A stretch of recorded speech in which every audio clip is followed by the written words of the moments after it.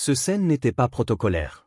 Derrière cette jeune Algérienne qui accompagne le pape François à l'intérieur de la grande mosquée d'Alger se cache l'un des messages symboliques et diplomatiques les plus clairs de l'Algérie cette année.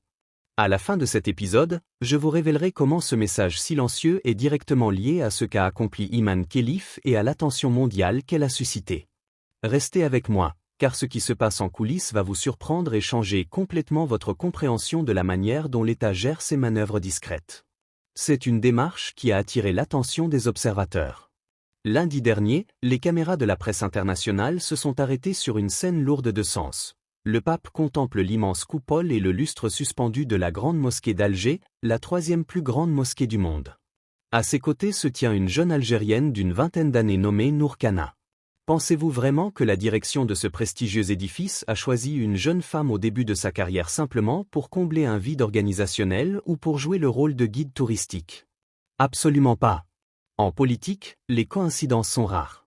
Nous sommes face à une compétence qui maîtrise 5 langues avec aisance: le français, l'anglais, l'allemand, l'espagnol et l'arabe. Elle possède une formation académique rigoureuse et a suivi un entraînement précis en gestion des cérémonies et en interprétation simultanée. Elle a déjà accompagné des présidents et des chefs d'État. Ce choix était un message réfléchi de l'Algérie à ses hôtes et à ses partenaires. La façade avec laquelle l'Algérie s'adresse aujourd'hui au monde a changé. Elle dispose désormais de cartes entièrement nouvelles pour gérer sa voix et son image religieuse et culturelle. Ce virage remarquable prouve que l'État algérien ne s'appuie plus uniquement sur les costumes-cravates classiques dans ses batailles diplomatiques. Il est passé à l'utilisation intelligente de son « arme douce » pour briser les stéréotypes et renouveler ses outils de diplomatie classique. Si vous appréciez le décryptage de cette analyse géopolitique et que vous souhaitez comprendre plus en profondeur les transformations de la région, c'est le moment idéal pour vous abonner à la chaîne et activer la cloche afin de ne rien manquer de nos prochaines analyses des coulisses. N'oubliez pas de liker et de partager la vidéo pour nous permettre de continuer à révéler les secrets. Revenons à notre sujet. Que signifie exactement ce changement stratégique et pourquoi intervient-il précisément maintenant? Passons directement au cœur de l'appareil exécutif de l'État pour relier les points. Si vous examinez attentivement la composition du gouvernement annoncé en septembre 2025, vous constaterez que la présence féminine n'est plus un simple décor politique ni une tentative de satisfaire les organisations internationales. Nous parlons d'une présence influente dans des postes sensibles qui façonnent le quotidien du citoyen et de l'État: culture, solidarité, environnement, commerce intérieur et tourisme. Prenez l'exemple de la ministre Sari Mouloudji. Cette femme ne gère pas seulement un dossier social, comme certains le pensent. Elle représente le visage de l'Algérie à New York pour présenter l'expérience algérienne et pilote des plateformes numériques avancées qui transforment les populations rurales en force économique productive et en pleine croissance. L'État réorganise aujourd'hui ses priorités internes à travers des dirigeantes qui savent gérer les dossiers économiques et sociaux avec discrétion et professionnalisme. Et surtout, que va-t-il se passer après ce repositionnement interne? C'est là que réside l'essentiel, et c'est là que se révèle le visage le plus clair de la bonne diplomatie. L'Algérie transfère ce poids à l'échelle continentale. Avez-vous entendu parler de Salma Malika Haddadi? Si la réponse est non, il faut suivre l'actualité avec un œil plus attentif. Cette dame est devenue l'une des voix les plus influentes du continent africain après son élection comme vice-présidente de la Commission de l'Union africaine en février 2025. Depuis mars de l'année dernière et tout au long de cette année, elle est présente dans des dossiers africains extrêmement complexes. Son influence dépasse les murs de la capitale et renforce la présence de l'Algérie dans les grands débats continentaux. Ce ne sont pas de simples postes honorifiques. C'est un déploiement stratégique réfléchi qui donne à l'Algérie des cartes diplomatiques influentes et renforce sa position régionale. Mais attendez un instant. L'image s'arrête-t-elle là?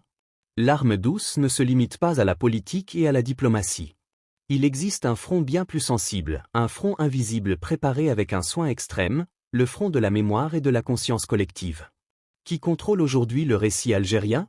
En 2024, l'Algérie a obtenu une reconnaissance importante de l'UNESCO avec l'inscription du henné et du costume féminin de l'Est algérien au patrimoine immatériel de l'humanité.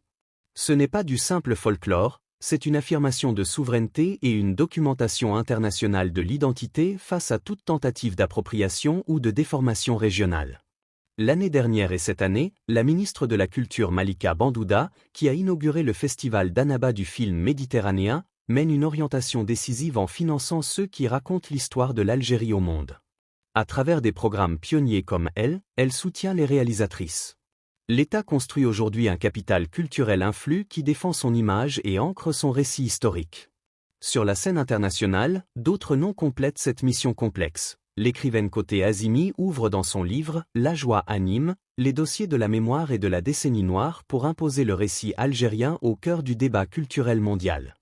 La chanteuse Souad Massi revient avec son nouvel album « Zaja » pour transmettre des messages de liberté et de justice avec une voix maghrébine authentique qui traverse toutes les frontières géographiques. Dans l'espace numérique ouvert, Raja Méziane, avec sa large base de followers, incarne une jeunesse rebelle à travers des œuvres contemporaines comme Gasbah Storm et Terre Hallel. Ces femmes ne sont pas seulement des artistes ou des écrivaines. Ce sont des voix douces et influentes qui assurent que l'Algérie reste présente, puissante et efficace dans la conscience collective mondiale. Nous arrivons maintenant au moment décisif et à la pièce manquante que je vous avais promise au début de la vidéo. C'est celle qui a le plus attiré l'attention internationale. Malgré tout ce poids diplomatique, politique et culturel, le moment le plus marquant est venu d'un endroit auquel peu de gens s'attendaient, Iman Khelif. Cette héroïne qui a captivé l'opinion publique internationale et créé l'événement aux Jeux Olympiques de Paris 2024 ne s'est pas contentée de remporter la médaille d'or. Elle est aujourd'hui devenue un symbole mondial et ambassadrice de l'UNICEF pour les droits de l'enfant. Iman a incarné le sens littéral de la rupture avec les stéréotypes.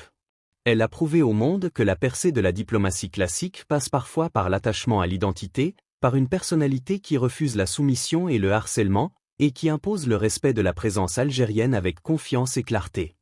Ce fut une illustration puissante de la présence algérienne symbolique et populaire. En résumé, l'Algérie ne mène pas une simple campagne de relations publiques ni ne cherche un trend éphémère. Nous sommes face à un parcours stratégique progressif et à une ingénierie précise de repositionnement mondial, de la coupole de la Grande Mosquée aux coulisses de l'Union africaine jusqu'aux podiums olympiques. Les femmes d'aujourd'hui jouent des rôles influents dans les batailles de repositionnement géopolitique avec discrétion, précision et sans aucune marge d'erreur.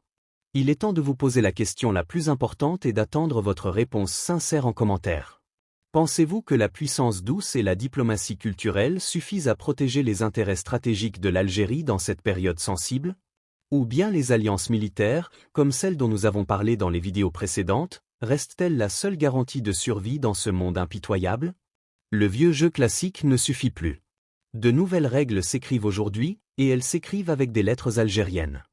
On se retrouve dans le prochain défi. N'oubliez pas de soutenir la vidéo.